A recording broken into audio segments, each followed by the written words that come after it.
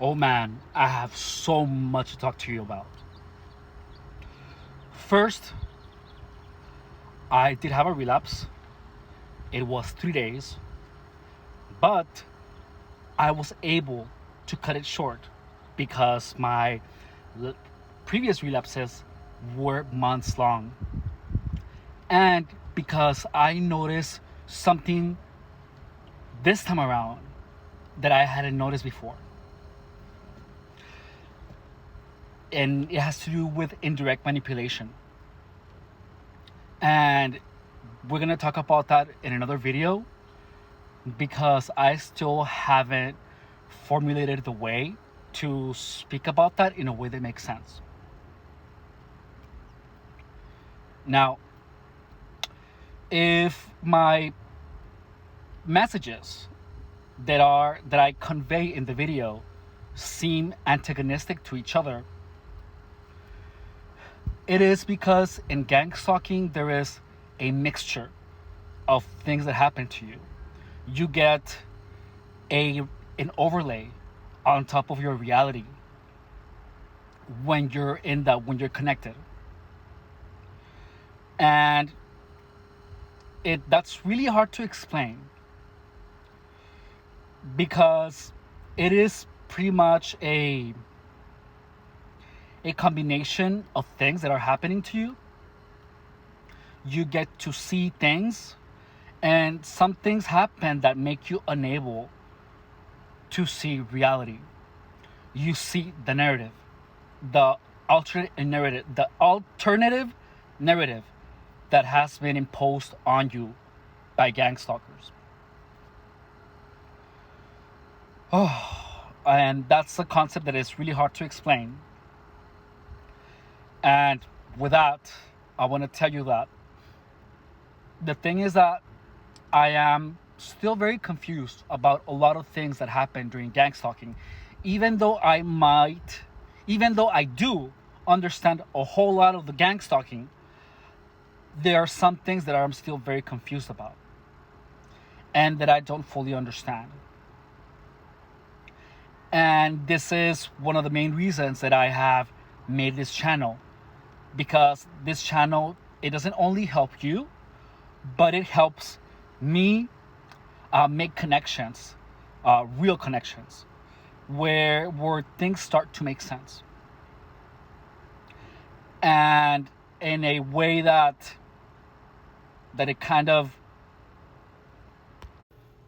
in a way that prepares me to not allow it to happen again, and in a way that it makes you understand so that you're prepared if it ever happens to you. So I want to talk about the overlay of gang stalking within your perception. So remember the time that I told you that I believed that gang stalkers could see what I was imagining when I had the dream of the girl getting raped? And then I walked outside of my room, and then I saw some dude just looking at both ways, and he said, "Hey, did you guys see that?" And then he like walked away. And I believed that everyone saw what I dreamt. And I was embarrassed by it. I didn't really give myself time to analyze it. And well, so during this time where I believed that everyone could see what I was imagining, something happened to me at work where my consciousness felt like it was behind my eyes, and what was in the forefront of of of what was in the forefront of my vision was like my subconscious. I feel like the second layer and the center of my consciousness switched places. So like my subconscious was in the front, almost like if you're getting hypnotized. And everything that was happening was confirming the narrative that everyone could see what I was imagining. For example, I was imagining everyone as clowns, and then everyone appeared upset. They were just mad. And then I imagined that I was a hot chick with like her tits and everything. And the customers began looking at me differently. And then I imagined like dicks coming out of the floor. And then people were mad. I imagined like things. I really believe that everyone could see what I was imagining. So then I was also imagining, I was imagining a lot of things. And the thing is that everyone was accurately responding to my thoughts. So then, after this, I noticed that I felt like I was behind, like in my mind. I don't know how to explain it, but my consciousness was in the back. And the thing that I was like, that's weird. Why is it doing that? So then I tried to use all my peripheral vision, and I visualized like everything coming to the front. Like I literally felt like I was behind my eyes. And so then I like pushed it forward. And then when I pushed it forward, the narrative that that everyone could see what I was imagining, boom, was gone. It was absolutely gone. The things that they were doing were not accurate.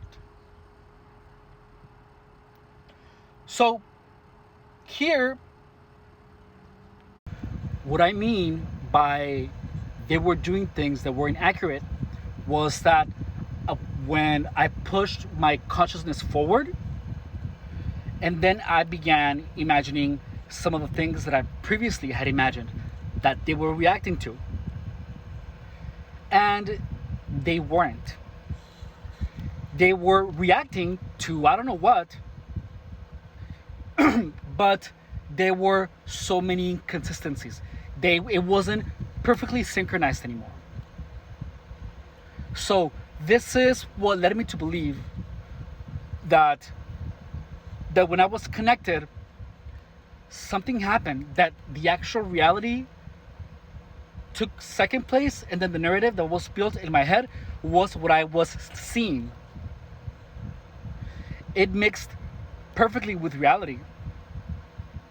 And honestly, I doubt that everything I saw was just a product of my imagination. But I think that my mind was only taking in things that were following the narrative. I don't know how to explain this still. But I was in a state of mind where everything about the gangstalking was real. Like my consciousness took second place. It was behind. But then I pushed it forward, and then like reality just like became real again. The gangstalking narrative became real when I was connected. This is something that I think only happens when you're really, really tired. So I think that's why gang stalkers typically do things to make your mind tired, such as telling you, you know what you did, this is happening to you for messing with the wrong person, or just doing things to make you feel frustrated, and any other things along those lines. So this will tie in to indirect manipulation, the tiring of your body, the having your mind get tired. We're going to talk about that later. So, well, in conclusion,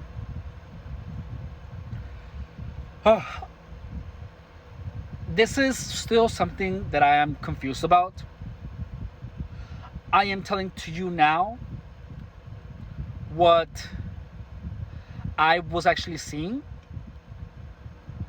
Oh, so when I brought my consciousness to the front, my coworkers amongst themselves began saying, "What happened?"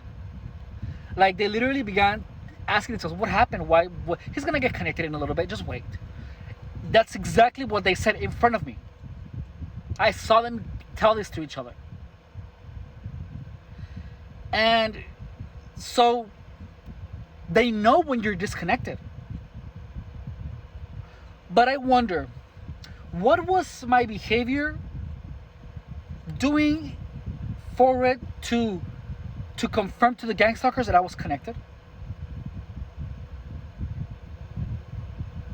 Like, what could possibly be their cue? You know, and I remember they did this thing where I got disconnected, and then the first assistant of the auto parts store, he said, "The machine just needs a few adjustments for reconnection," and then that's it. And I mean, it would make me believe that they had some type of machine. And then someone would come to the store to get some tools, and I would like assume that they were getting to get the tools that they needed. So I know that was just, well, I also want to tell you that they did say this a lot. Oh, it just needs a few adjustments, and they would go in into the store. Like a customer would go in the store and he would say, "Oh, the machine just needs a few adjustments," and then he would leave, like pay for whatever he needed, and then just leave the store. So I'm pretty sure that was the implication. And this is why I know it was purposely done. Because in no other situation, no other day, my boss nor any customer has walked into the store and said, "Oh, the machine just needs a few more adjustments." No one. So that's how I know that they were saying that because of me. Because they have never said that phrase ever again. Only when I was continuously disconnecting, when I was bringing my consciousness to the front. This ties in to the mechanics of hypnotization. And the mechanics of hypnotization pretty much is how they keep your consciousness behind. That way your subconsciousness is in the front, and it makes you more malleable to manipulation. When I was in a suggestible state, everything that the gang stalkers had sensitized me to, whenever I would look at it, my mind would replay the painful experience in my mind. So let's say that they sensitized me to the color orange, to the to anything that had to do with transvestites, all of this, anything that they had sensitized me to, at this point was a lot. And wherever you looked, well, wherever I looked, it turned into, it reminded me of something, and that my mind replayed the memory. So everything I was doing, my mind was busy replaying all these memories. And it kept my consciousness busy in hell practically, because it was only reliving painful moments. And when everything, when your mind is literally only replaying painful moments, I think that that's like hell on earth, because you literally just feel pain and no one knows about it. So I think that is how they do the hypnotization, because whenever they have enough triggers, and every time you look at a trigger or you look at something that triggers you, your mind just gets busy with the memories, and you just are there like lobotomized. Like you're just there like you know how you have you seen a lobotomized person in a movie where they're just like it's like that. You're just there, I mean not literally like but you are literally like just there ruminating. And it sucks.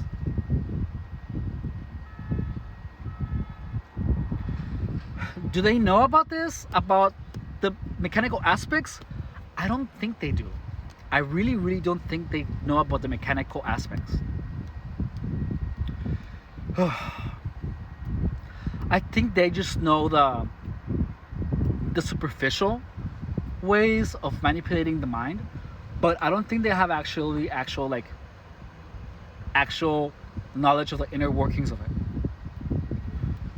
And trying to understand what was happening to me made me explore my mind and use my mind in ways that I had never explored or use my mind in ways that I didn't use before.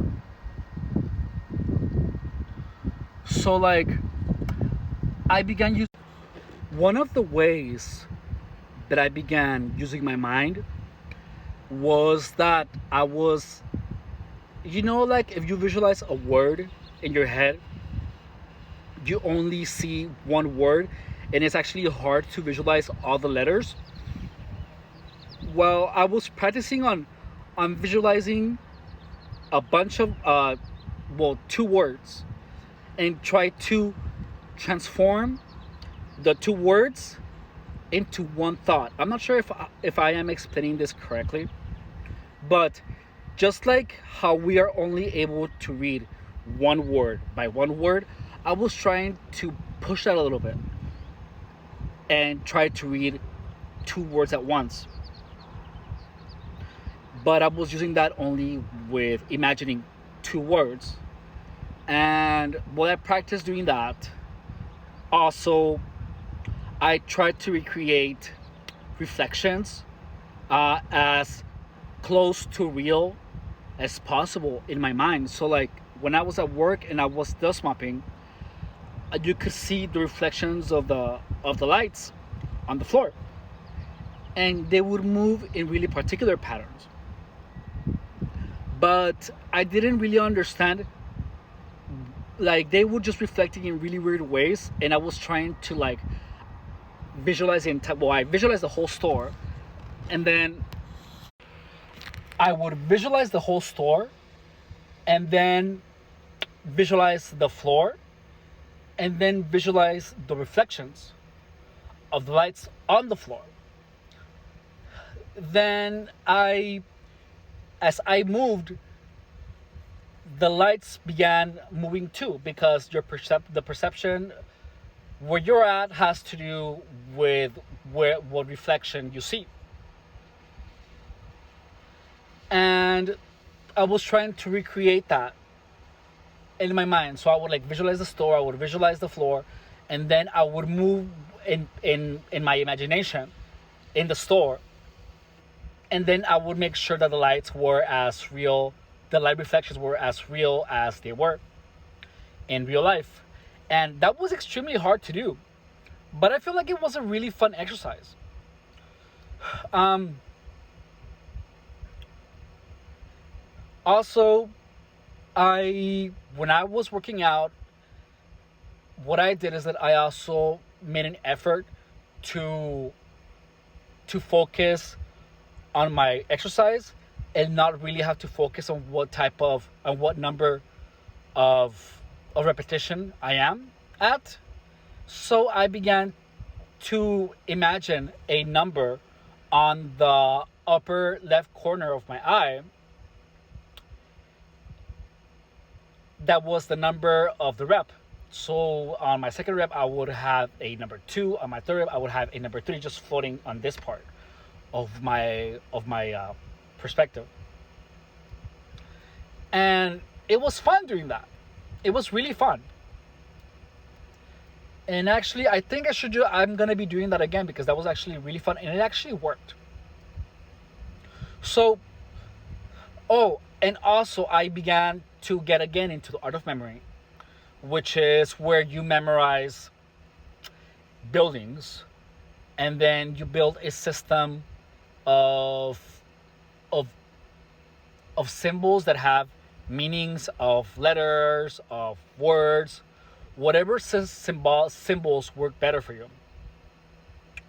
And you pretty much make an image that is impactful with those symbols,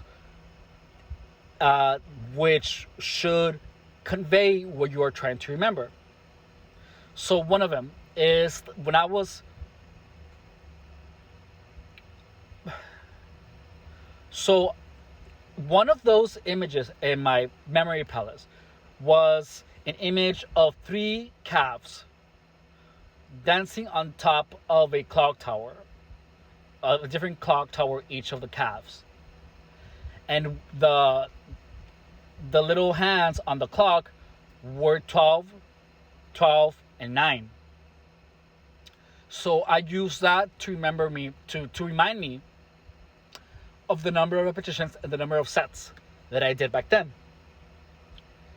So this stuff works because I remember, even though it has been like a year since I put this memory in my memory palace, I remember that it was like an exercise for calves, because the 3 calves on the clock towers, and then it was 3 sets because there are 3 clock towers and three calves. And then I did a set of 12, another set of 12, and a set of 9. So with memory palaces, you have to walk around your memory palace consistently every day and look at all the images, so there are no losses of the details in the art palace. So in the memory palace, since it has been such a long time that I visited it, I'm not sure if it was 3 or 4 sets, but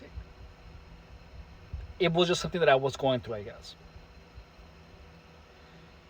Anyways, that's all for today. Thank you for watching. Bye.